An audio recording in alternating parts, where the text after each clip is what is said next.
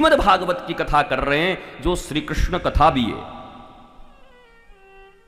और श्री कृष्ण कथा नंद बाबा की 9 लाख गैया और वृषभानु जी की 12 लाख गैया।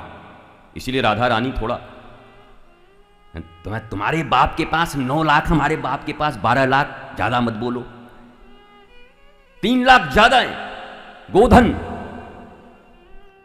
भारतीय संस्कृति और भारतीय इकोनॉमी व्यवस्था जब गोधन के ऊपर निर्भर थी, तब भी आक्रांता आया करते थे, असुसु रमनते, असुर आया करते थे, भूकंप आया करते थे, इंद्र पार्जन्य नाम के मेघ से ब्रज को डुबाने का प्रयत्न किया करते थे। लेकिन गोवंश पर आधारित जब कृषि थी, हमारी पूरी इकोनॉमी व्यवस्था थी, तो इसी भारत में घी को अमृत कहा जाता था। आज सर्टेन नहीं है कि जिस घी को आप खाते हो अमृत है, आपको भी पता है।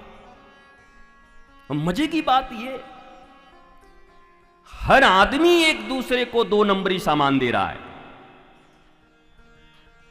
तो दूसरे के बच्चों तक तुम 1-2 नंबर का सामान पहुंचा रहे हो। तुम्हारे घर पे भी तो सामान आ रहा है, वो सब भी 2 नंबर के ही आ रहे हैं। ऐसी भी क्या भूख है कि अपनी नस्लों को मिटाने में लगे हुए हो। और शायद कड़ा कुछ नियम है भी, भारत सरकार से हमने एक मांग भी की थी और फिर हम भेजेंगे।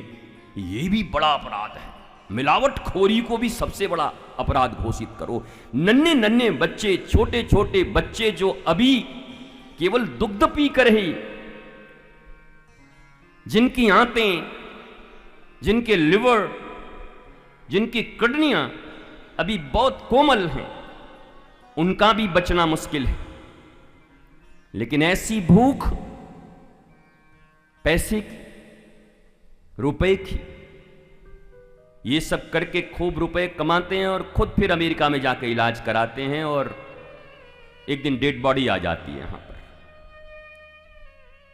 ईश्वरीय न्याय से बच नहीं सकते।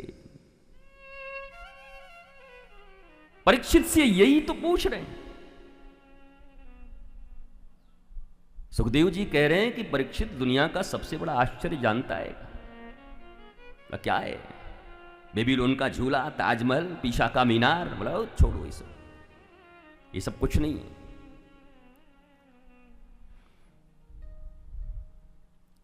निधन को, मृत्यु को सामने देखते हुए, रोज देखते हुए भी मृत्यु से बेखबर रहना,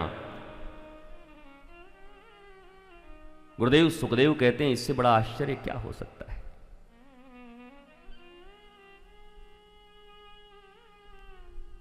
निधनम पश्यति नौपि पश्यति, निधनम पश्यन् नौपि पश्यति।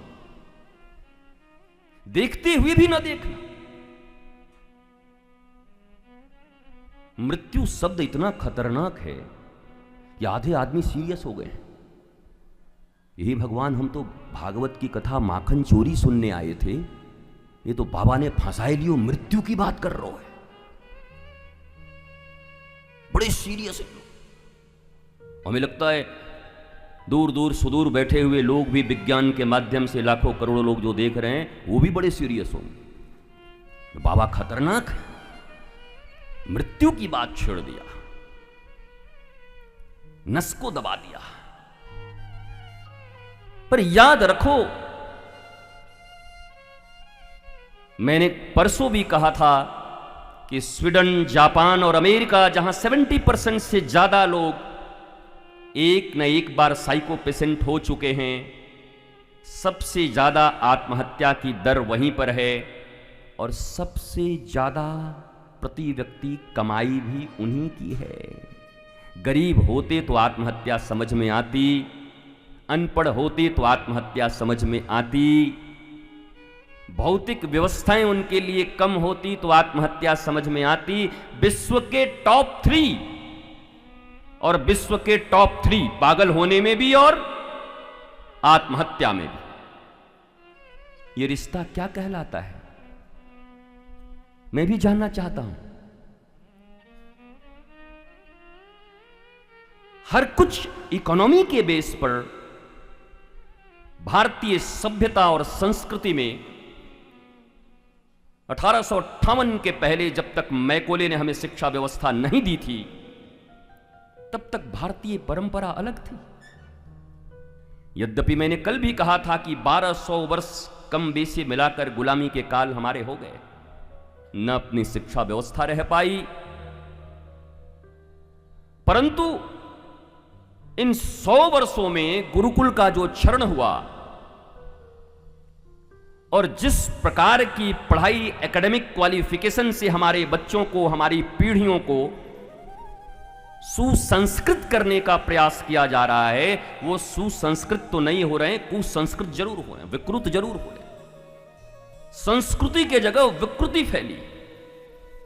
मैं आज पुनः एक बार धन्यवाद देना चाहूंगा भारतीय सरकार को, जिन्होंने शिक्षा नीति को परिवर्तन करने की दिशा में अपना महत्वपूर्ण कदम बढ़ाया है, पर आमूल चूल करना। मेरा भी ऐसा मानना है कि टोकरी में एक भी सड़ा हुआ फल रह गया तो सब सड़ जाएगा। हमारी जो प्राचीन व्यवस्था थी, वो व्यवस्था जब यहां लागू हो जाएगी, मैं सत्य कहता हूं, भागवत करने और सुनने के लिए इतना मेहनत नहीं करना होगा, इतने निमंत्रण नहीं देने होंगे।